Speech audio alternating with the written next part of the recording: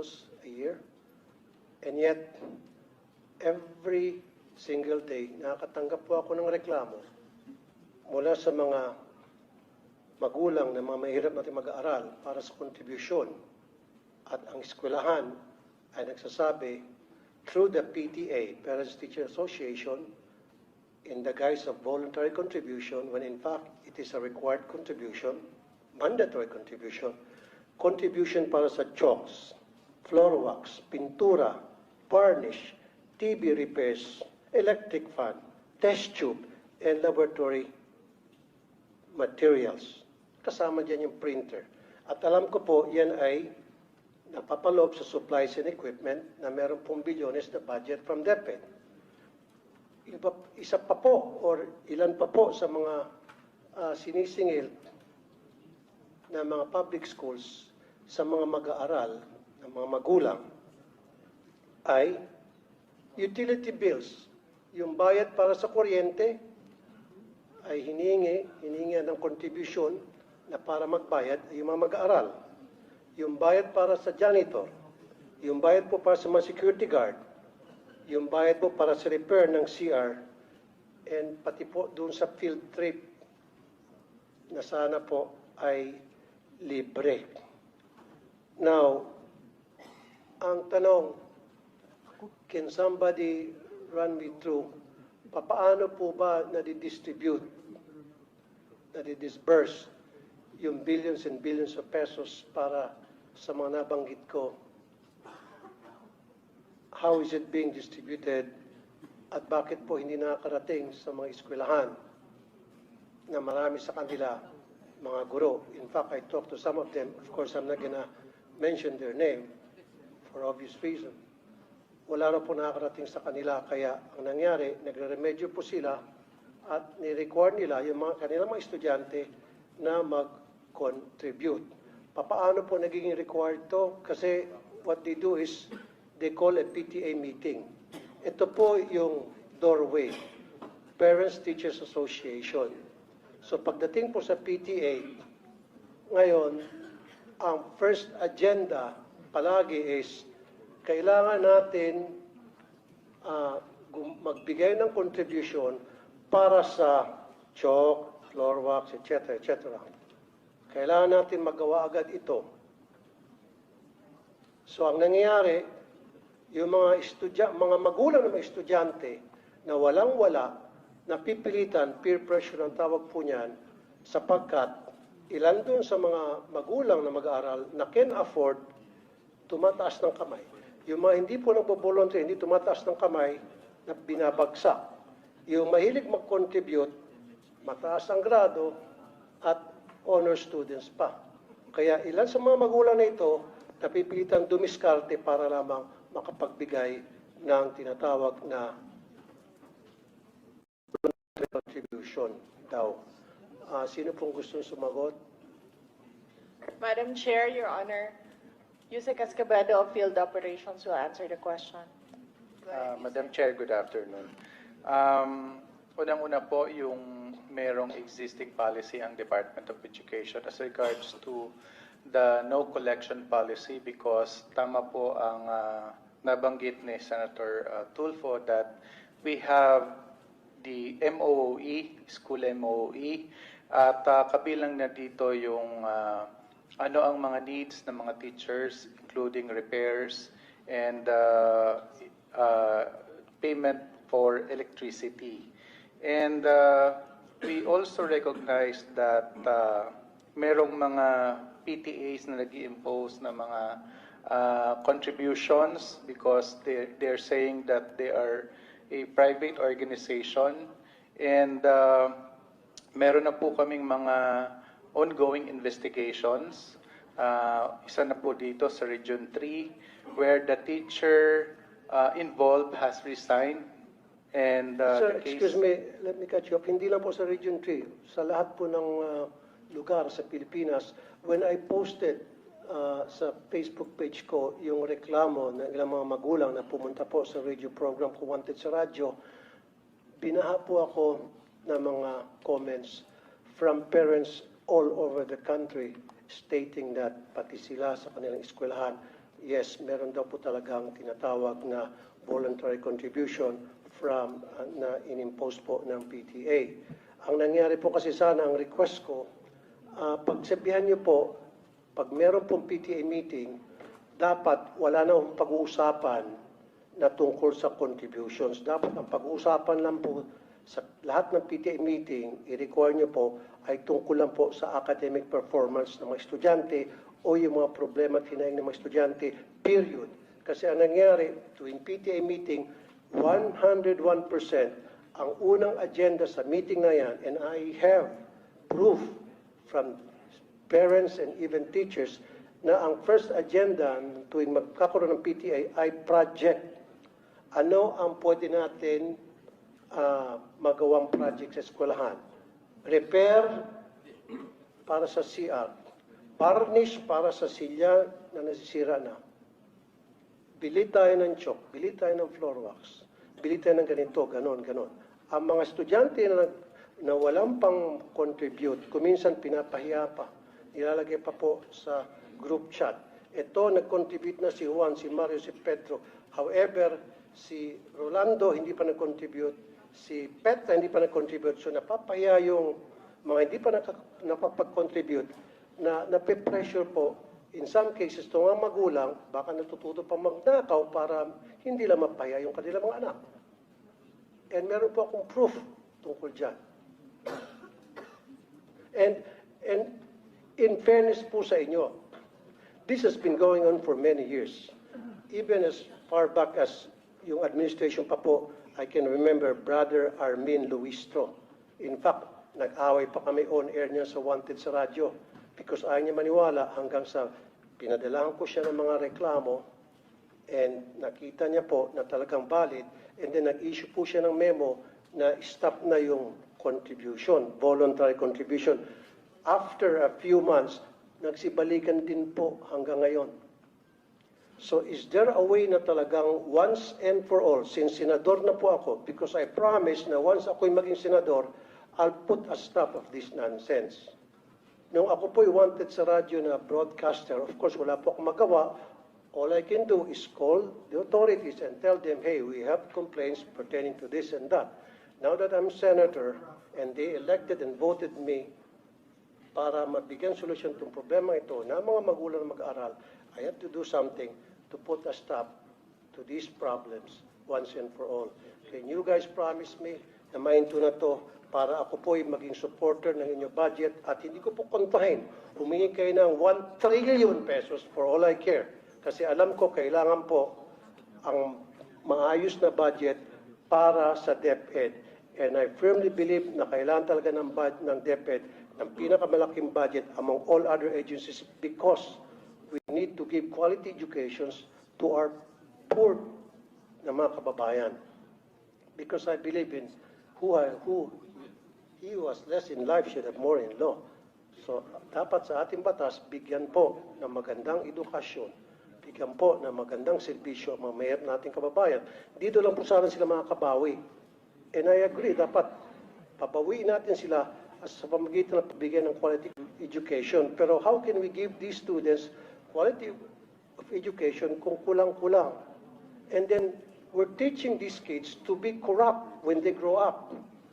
How and why? Because they know and they knew na yung paghihingi sa kanilang contribution ay pangingikil. Sir, So pag lumaki po itong mga estudyante, makikita nila na okay lang pala yung mangingikil kasi si teacher nangingikil sa amin. So paglaki nila, there's the possibility na baka mangingikil sila. Okay, Senator Tulfo, your time is up, no? You've been informed that your time is up. You've responded, but kindly respond again. Yusek Escobedo. Madam Chair, Your Honor, number one, you asked the question on how you can help. Paano kayo makatulong na senator na kayo ngayon? Pwede po kayong gumawa ng batas na ipagbawal po ang voluntary contribution sa mga PTAs. And then, pwede po nating i-implement yan. May penalties po yung teacher or parent na mag-insist na merong voluntary contribution. Ang mga PTA po, just like all the other associations, are guided by the majority. Kung ano po yung desisyonan ng majority doon sa kanilang association, yun po yung nasusunod. Now, it is a voluntary contribution. Ibig sabihin, hindi po pinipilit yung mga estudyante o yung mga magulang na mag-contribute kung yun man ang nadesisyonan na project ng PTA. Marami po tayong mga stakeholders na iba-iba po yung projects nila sa ating mga paaralan. Hindi lang po mga PTA, but we have NGOs, we have private sector donors who partner with our public schools sa mga specific na projects nila in certain schools. Ganito po din yung ating mga PTA. Pinag-iisipan po ng teachers and ng parents kung paano sila makatulong sa eskwelahan para sa pag-aaral ng mga bata. But then again, as I said, these are voluntary contributions. Pwede po nating ipagbawal, gagawa po tayo ng batas para po merong penalty. Madam Chair, pwedeng konti na lamang. Una-una, wala pong kapangyarihan na para ipatigil yan. Pero however, meron pong kapangyarihan ng DepEd na para ipatigil po yung tinatawag na voluntary contributions sa PTA. Now, doon sa questions ko, hindi pa ito nasasagot. Pwede ba pakisabi sa akin paano po na-disburse yung pong MOE? Especially doon sa mga chalks, sa mga electric funds. Electric funds palagi every year yan, talamak na talamak. Janitorial, security, repair, CR, varnish. Paano po na-distribute from DepEd hanggang sa pagdating sa eskwelahan? Paano nakakarating po yung mga MOE, sir? Meron po tayong listahan kung saan po pwedeng gamitin yung school MOE. At yung sinasabi niyo pong chalk allowance, meron pong cash allowance ang mga teachers. At ito ay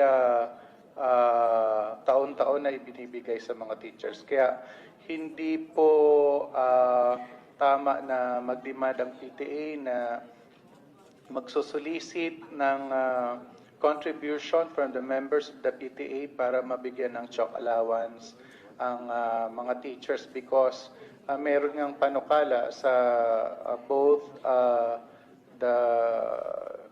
chambers of Congress na i-increase yung cash allowance to 10,000. Good. Kasi sir, katulad yan, aside from chalk, floor wax, pintura, varnish, alam ko kasi sa LGU, meron po atang allocated na 1% from the real property tax ata. Na SAF po. SAF, para sa maintenance ng school. So doon po pwedeng kumuha kayo ng dagdag budget. Wag lang ho sana humingi sa mga estudyante. Kasi nga talaga sir, every single year, palagi pong kasama doon sa paghingi ng contribution ng electric fund. So bakit po kinakailangan ang mga estudyante ang mag-shoulder ng electric fund ng bawat classroom? Sir. Yes, opo sir. Magkakaroon po kami ng, maglalabas kami ng memorandum and directive to all our schools. Yusek Escobedo. Yes, VP, go ahead. Yes, Madam Go ahead, Chair, Your Honor, we take note of your advice. You don't answer, you don't sign department orders. We take note of your comments, Your Honor. Thank you, but Your Honor, they must answer these questions because itong question ko po, galing po to sa mga magulang na mag-aaral. Kasi po, I told them na hayaan nyo pagdating doon sa hearing, sa budget, i-raise ko to. Kung Yes. hindi nyo ako pagsasalitain dito, then, Pinagsasalita naman po kayo. hindi kasi sinasabi, wag daw sagutin. Hindi ho. The VP would like to be the one to answer the Okay, question. thank you. That's my understanding. No, I'm just Thank you, moderating Madam. for everybody. Like I The said, VP wanted to answer instead of her USEC. supporter po ako. Hindi ko po questionin yung budget. Ayaw ko pong bawasan. In fact, I'd like to put it on record. Kung dadagdagan pa yung budget ng DepEd, I will support. Kaya lang, kailangan ko lang po na mga kasagutan sa ilang katanungan na mga magulang na mag-aaral. I don't have anything against. In fact, Yeah. confidential fund na marami nagka-question, I don't give a heck about that. Walang pakialam dyan. Ang pakialam ko talaga, yung hinaing ng mga magulang. Yun lang po talaga. So, paki-answer lang po. Kung sino sanang gusto If I mag-answer. if I may, Senator Raffy, the Secretary took the floor earlier and responded that ang suggestion po niya, and correct me if I'm wrong, my understanding from the Secretary is that she said what you could do, because you were asking what you could do now that you're a senator, is to pass a law that would prevent that. Because as far as DepEd is concerned, they have already issued the memorandums that prohibit contributions. Pero yung gustong gawin ng PTA, ng parents, my understanding is that's out of your hands. No, that's out of your hands what the PTA would like to do. Although, I think maybe an assurance that hindi nyo naman ini-encourage talaga yon, di ba? It's not encouraged, it's not, you cannot, they do not mandate it, they follow that. That's my understanding. Madam Chair, okay, ano kaya tuwing magkaroon ng PTA meeting, nandoon po yung taga DepEd para i-monitor yung proceedings ng meeting, para pagsabihin ng DepEd, hey, meron na kami memo dyan na bawal ang pag-uusapan ng project, umayos-ayos kayo, ang pag-uusapan nyo lang academic performance ng estudyante. Is that fair enough? PTA ho means parent-teacher. So may teacher ho na present doon. Yes, may And- teachers na present. At Yun principal pa kung minsan. Kaya Yun nga, nga. sinasabi ko lamang po, meron dapat nagmamonitor kasi hindi po nasusunod. Kung minsan, like I said, yung kay Armin Luis to noon, nasunod yun for ilang months. After several months, bumalik ulit. Kaya nga, suggestion ko ngayon, pag may PTA meeting, meron pong taga-DepEd na nagmamonitor ng meeting nila to make sure na nasusunod kung anong nakalagay sa Baka sir, memorandum order. you could give them the specific complaints that you received so that they can particularly go to those schools and find out if there were any violations and find out if there was conduct unbecoming of a parent, of a teacher that should be addressed. Ang reklamo nga po, Madam Chair, ay yung pong sinasabing voluntary contribution na inaamin na nga po ng DepEd na mali talaga. Tulad po na ulitin ko, chalk, floor wax, pintura, varnish, TV, electric fan, test tube, printer, utility bills, janitorial, security guard, repair ng CR.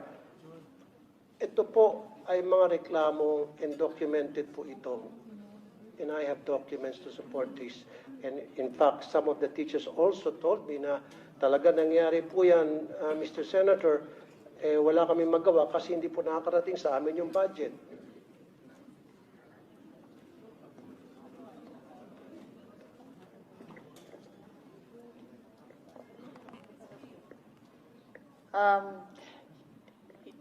Madam Chair, Your Honor, we will submit the downloading of MOOE up to the school level to the Finance Secretariat. At ito na lamang po, Madam Chair, test tube.